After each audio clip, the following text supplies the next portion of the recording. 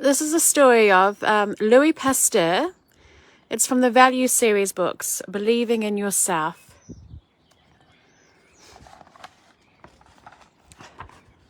The value of believing in yourself, and there's a picture of Louis Pasteur. Now I'll start with the historical facts about Louis Pasteur, just to set the context. So Louis Pasteur was born in 1822 and he died in 1895. Louis Pasteur was born in Dole, in the province of Dura, France, in 1822. As a chemist and later as a bacteriologist, Pasteur did more than any other man of his time to further medical progress. However, because he was not a physician, many medical men of the 1800s jeered at his theories. He ignored their scorn because he believed so strongly that bacteria, or germs, did indeed exist, and that they could cause disease. He continued to work in his own way, having faith in himself, and eventually discovered the cure for a silkworm disease, for anthrax, and for rabies. Pasteur also invented a process to keep milk from spoiling. It consisted of heating the milk to 140 degrees Fahrenheit for 30 minutes, then cooling it quickly and keeping it in sealed, sterile containers. This process is still used today to keep milk free from germs. It is called pasteurization. Pasteur married Marie Laurent of Strasbourg, whom he loved deeply. She encouraged him always to put his laboratory first, and so he was able to concentrate on his work and to do it well. When little Joseph Meister was bitten 14 times by a rabid dog and was brought to Louis Pasteur, the scientist hesitated to give his untried rabies vaccine to the boy.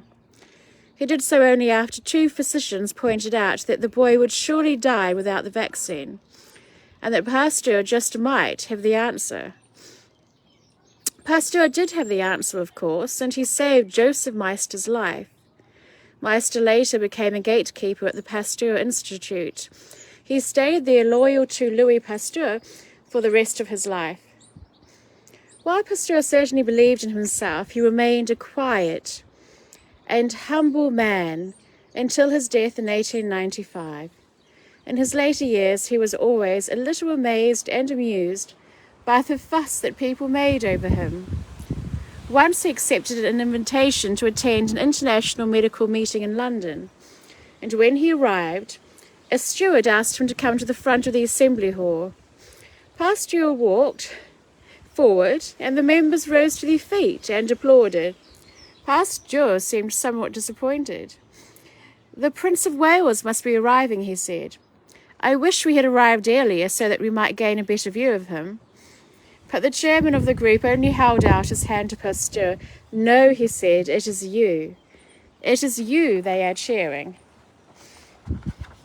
So I shall begin now by reading the story that is based on historical facts, but uses plenty of imagination.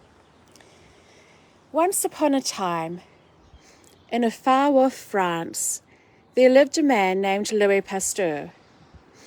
Now and then this man, who was a doctor of science, would put on his tall black hat and his bright orange coat and walk in the park.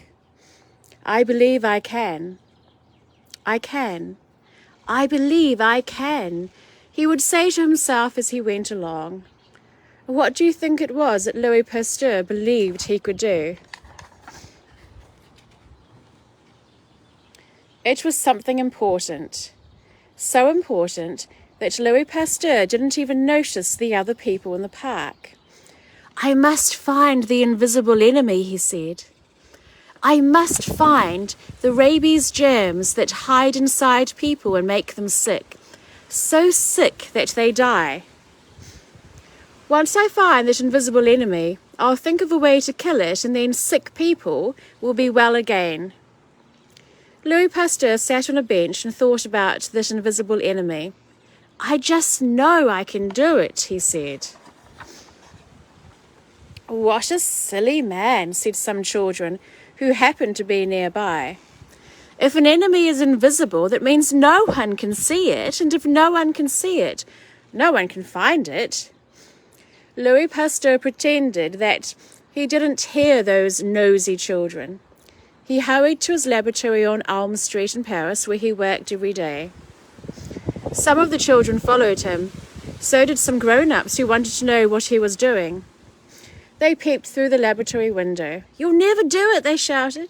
"No one can find an invisible enemy." Louis Pasteur didn't care what the children thought. He didn't care what the grown-ups thought either. He believed in himself. "I know I'm right," he said. "I'm sure I can do it." So because he believed in himself, he kept on working. He kept on doing what he thought was right. It was hard work, but Louis Pasteur was happy. He knew that if he did find the invisible enemy, the rabies germs, he could help many sick people to be well again. While the mean children laughed and poked fun at Louis Pasteur, who was working in his laboratory in France, a little boy was laughing and poking a stick at a poor, sick dog in another land far away, a land called Germany. The boy's name was Joey. He wasn't really a cruel little boy. He was just thoughtless, as children sometimes are, and he liked to tease, as children sometimes do. Soon Joey could see that the dog was very mad. He even had white foam around his mouth, foam like whipped cream. He tried to bark as if to say, "Stop it," but he couldn't bark. Something was wrong. Do you know what was wrong? Suppose you could look inside that dog with a great magnifying glass or microscope. What would you see? That's right, the invisible enemy, the rabies germs that were making the dog so sick. The dog was so sick and so mad that he would bite at anything, even at the rocks or the trees. If he could, he would surely bite the boy who had poked a stick at him. When Joey went off, he didn't notice one very important thing. Can you see what that thing was? Yes, it was the gate. The gate in the fence had come open, and the mad, sick dog could get out. He could run after Joey and bite him. That's exactly what the dog did. Ouch!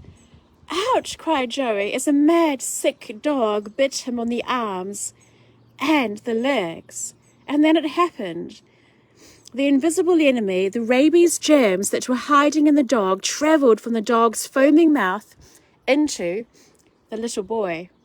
"Help! Help!" Joey shouted. "Daddy, please help me." Joey's father heard, and he ran out of his cottage to see what was the matter. When he saw the dog biting his little boy, he was terribly afraid.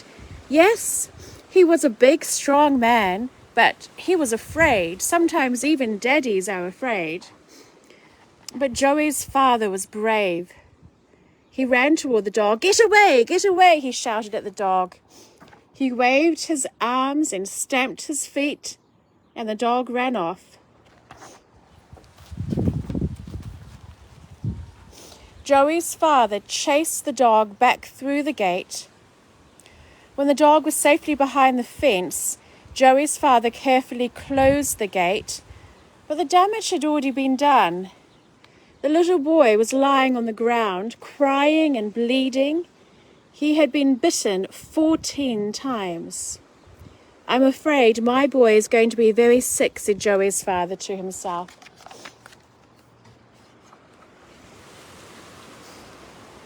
His father picked Joey up. "Did you tease that dog?" he asked. "Yes, Daddy." "And I'm sorry," whispered Joey. He was badly hurt, and he felt very tired. "I'll take you home," said his father sadly. He was sad because he knew the terrible thing that had happened to his son. The little boy now had the invisible enemy, the rabies germs hiding inside him. Soon he was not only hurt and tired, he was sick. Everyone who knew Joey was sad. Everyone who knew that if a person was bitten by a sick, mad dog, that person would surely die. Before long, the sick dog died. It was very quiet in Joey's home. His parents did not know how to help Joey. They could only wait. Then one day there was news. Joey's mother saw it first and she shouted for joy. "Wonderful! Wonderful!" she cried. Well, how could she think anything was wonderful when her little boy was dying? What do you think she saw when she read the newspaper? A doctor of science has found a way to save people like Joey, she said. He says sick people like Joey have been invaded by an invisible enemy. He has found the enemy and he has also found a way to kill it. Do you know who the man was? Of course, it was Louis Pasteur, the man who believed in himself. He had known he was right and he had done what he set out to do. "Father, we need a carriage," said Joey's mother. "We must take Joey to Paris to see Dr. Louis Pasteur. Perhaps he can save Joey's life." Joey's father ran. He hired a fine carriage and a stout and able coachman. 6 fast white horses were hitched to the carriage. Joey's parents wrapped Joey up in warm, soft blankets and put him into the carriage. "I wish the dog hadn't died," said Joey sadly. "At least I wish I hadn't poked that dog with a stick." "Let's go," shouted the coachman. "We haven't a second to lose." "Hurry," said Joey's mother, as the horses galloped down the long, long road to Paris. "Hurry," pleaded Joey's father. Even the trees beside the road seemed to whisper, "Hurry, hurry, faster, faster." They were tired and dusty when they arrived at Louis Pasteur's door, but they were happy to be there. They knocked and Louis Pasteur opened the door and welcomed them. "Dr. Pasteur," said the mother as she smiled a brave smile, "we have come a long way to see you. Our little boy was bitten by a mad dog and he's very sick. Can you help us?" "Perhaps," said Louis Pasteur. "I have found a way to kill the invisible enemy, those rabies germs that hide inside of sick animals. Perhaps I can kill the ones that are hidden in your little boy." "I have invented a vaccine," explained Louis Pasteur. "In my vaccine are magical soldiers with bright eyes that can see in the dark. And when they see the invisible enemy inside of Joey, my magical soldiers, who are very strong, will kill that enemy." Joey had been put into bed, and when he heard Louis Pasteur say this, he rose up a little. "Dr. Pasteur," he said, "do you mean your magical soldiers will be inside of me?" "Yes," said Louis Pasteur. Joey looked puzzled. "But how will they get there?" "Very easily," said Louis Pasteur. "My magical soldiers can march through long needles and into little boys. They march together like a mighty army." "But needles hurt," said Joey. "Well, sometimes," admitted Dr. Pasteur. "But can you be brave, Joey, while my magical soldiers march into you?" "I will be very brave," promised Joey. "Then you will be the very first person to have a shot of my rabies vaccine," said Louis Pasteur. Now this worried Joey's father. "The very first person?" he wondered. "Will it be dangerous? Are you sure your vaccine will work on a little boy?" "I believe it will," said Louis Pasteur, and he gave Joey his shot. The magical soldiers marched into the little boy. When they got inside Joey, they found that it was dark. The magical soldiers peered here and there with their magical eyes. At last they spotted the enemies, those rabies germs that had always been invisible until now. At first they saw only 12. Can you see them too? They knew that there were really millions of germs inside Joey. "You will never beat us," said the terrible germs. Yes, we will, cried the magical soldiers. The battle began. The magical soldiers attacked the invisible enemy and fought bravely. It wasn't very comfortable for Joey. Would you be comfortable if you had an army of magical soldiers fighting a war inside you? But as the soldiers and the rabies vaccine killed more and more of the enemy, Joey felt better and better.